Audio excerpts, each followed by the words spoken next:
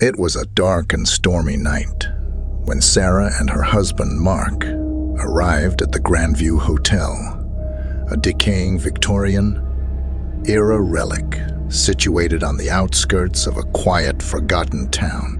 Their weary headlights cut through the relentless rain as they approached the looming, ivy-covered structure.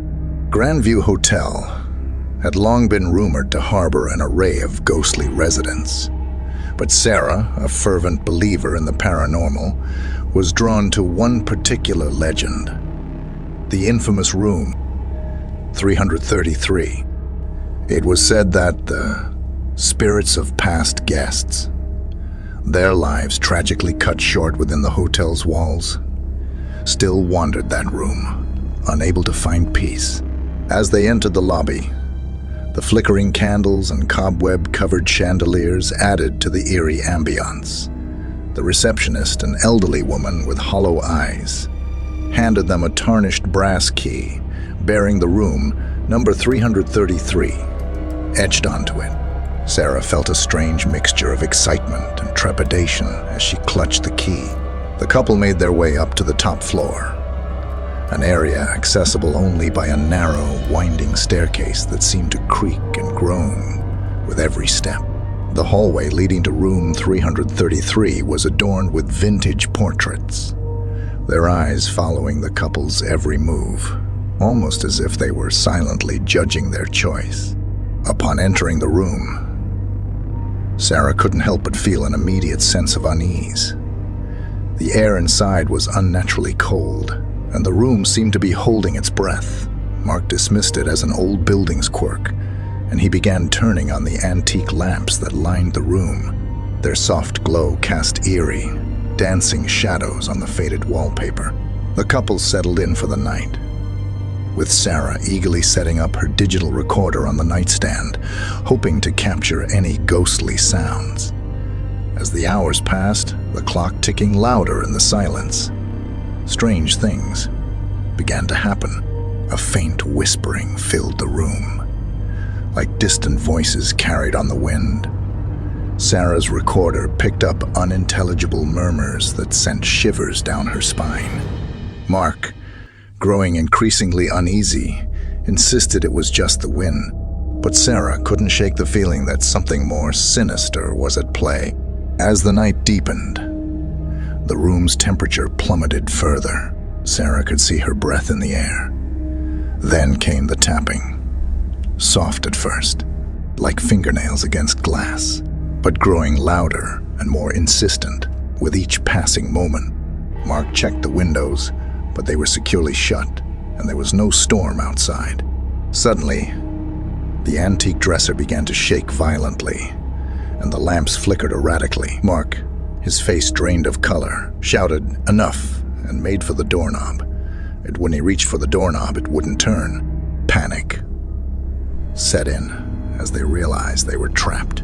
The room was now filled with anguished whispers and ghostly apparitions, shadowy figures that seemed to materialize out of thin air. They reached out to the couple, their touch as cold as death, sending icy tendrils of terror down their spines. Sarah clutched her digital recorder, desperately trying to document the horrors they were experiencing. The voices grew louder, recounting tales of tragedy, betrayal, and unfinished business. It was as if the spirits were trying to communicate their pain, seeking solace in their suffering. Hours passed, but it felt like an eternity. Exhausted and terrified, the couple huddled together on the bed, praying for dawn. Finally, as the first dim light of day broke through the curtains, the haunting ceased. The room returned to its eerie but otherwise normal state.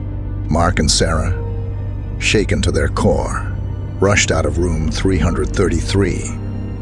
They encountered the hotel staff, who, unsurprisingly, were all too familiar with their account. Room 333 had been known for decades as the most haunted room in the hotel. Their anniversary celebration had turned into a nightmarish encounter with the supernatural. Mark and Sarah vowed never to return to the Grandview Hotel, but the haunting of room 333 would forever be etched in their memories, a chilling reminder of the night they crossed paths with the restless spirits of the past. As they left the hotel, the rain still pouring down, Sarah couldn't help but wonder about the tortured souls trapped within that room. She knew that they had left, but the spirits remained forever bound to room 333, their mournful whispers haunting the very essence of the place.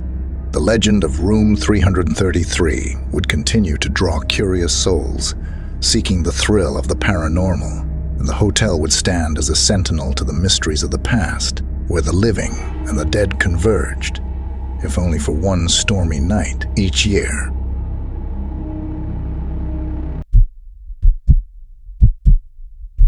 Revolves in February 2013. The world was captivated by a bizarre and disturbing mystery that unfolded at the Cecil Hotel in Los Angeles. The story revolves around the disappearance and subsequent discovery of the lifeless body of Elisa Lam, a 21-year-old Canadian student. Elisa had been traveling alone through California, documenting her journey on social media, as many young travelers do. Her journey took her to the infamous Cecil Hotel, a place with a dark history that includes suicides, murders, and countless other eerie incidents. The unsettling saga began when guests at the Cecil Hotel began complaining about issues with their water supply. They reported low water pressure and a foul, strange taste to the tap water. As the complaints persisted, hotel staff decided to investigate the source of the problem. Maintenance workers climbed to the rooftop of the Cecil Hotel, where they made a horrifying discovery. Inside one of the hotel's 4 water tanks, they found the lifeless body of Elisa Lam. The tank was approximately 8 feet tall and 4 feet wide, and it had been sealed shut. How Elisa ended up inside it was a chilling mystery. The discovery of her body raised numerous questions. How did Elisa end up in the water tank? And who or what could have sealed it from the outside? To make matters even more disturbing, the tank was situated in a way that made it virtually impossible for Elisa to have entered it by herself. It was a grim puzzle that sent shivers down the spines of those who learned of the case. Adding to the eerie nature of the story was the security footage from the hotel's elevator.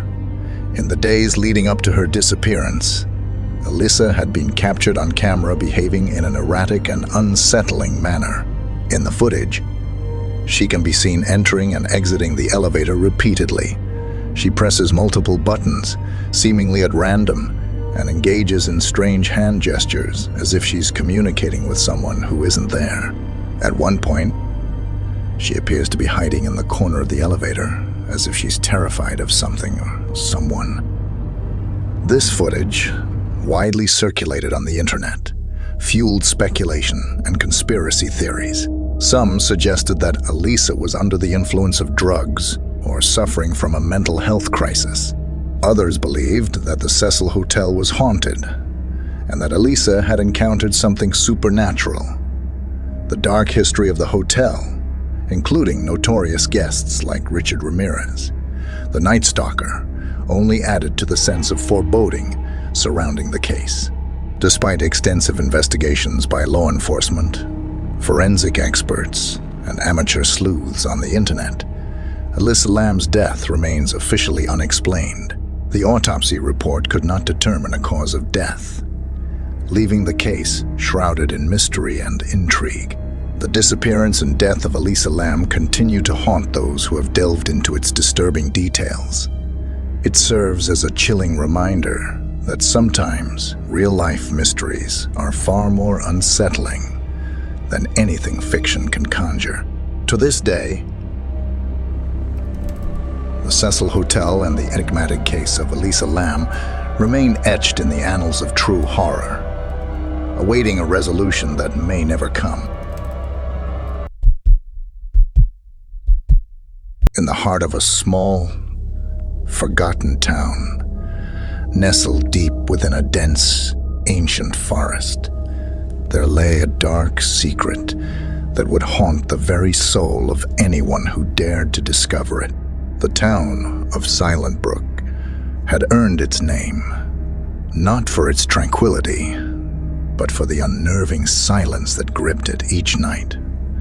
The once thriving community had been silenced by a mysterious affliction. People could no longer speak, their voices stolen by an eerie force that lurked within the forest. Forest itself was like something from a nightmare. Twisted trees reached out with gnarled branches, casting long, menacing shadows that seemed to have a life of their own. An unnatural fog clung to the ground, enveloping the town in a shroud of perpetual darkness. The townsfolk were trapped in their own homes after sundown, for they had learned that the forest was a malevolent entity that hungered for sound. No one knew how it had started. Some whispered of a cursed relic hidden deep within the forest, while others believed it was the vengeful spirit of an ancient witch. But what was known was that the silence was contagious.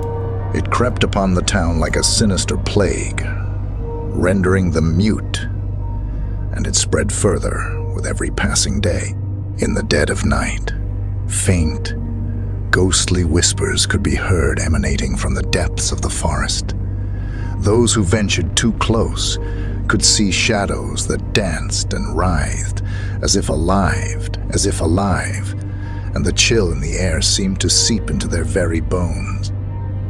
Those unfortunate souls who dared to enter the forest never returned, their footsteps forever lost in the echoing silence.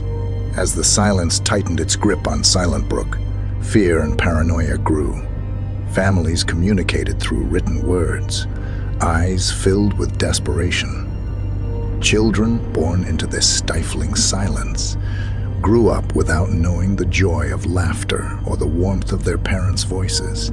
One fateful night, a brave soul named Evelyn dared to defy the curse. She ventured into the heart of the forest, guided by an ancient map passed down through generations. Her determination was unwavering, for she had lost her beloved sister to the silence, and she would stop at nothing to break its grip. Evelyn's journey was fraught with terror. She encountered grotesque, shadowy figures that whispered dark secrets and tried to lure her deeper into the forest. But her love for her sister drove her forward. She reached a clearing where an ominous, ancient tree stood. Its roots seemed to stretch down into the very bowels of the earth, and its branches reached up like twisted fingers toward the sky. Summoning all her courage, Evelyn spoke aloud the words etched on the ancient map, words that had not been uttered in Silent Brook for generations. The forest quaked and groaned, and the tree seemed to come alive. Branches reached out for Evelyn, but she stood her ground. With a blinding flash of light, the curse was broken. The people of Silent Brook awakened the next morning with tears of joy. Their voices returned, but they knew not to enter the forest again, for its malevolence had merely been subdued, not destroyed. The town's silence had ended, but its horror would forever linger in their memories. Silent Brook would never be the same, for the forest still whispered in the night, a reminder of the darkness that could engulf even the bravest of souls. And though Evelyn had brought back their voices, the haunting echoes of their silent past would forever haunt their dreams. Thank you for joining us in the heart of Spooksville. If you enjoyed this hair-raising journey into the unknown, don't forget to like, subscribe, and hit that notification bell so you won't miss the next spine-tingling installment. Share this with your fellow thrill seekers, and remember, mysteries of the world never rest. Stay tuned for more eerie tales coming your way soon.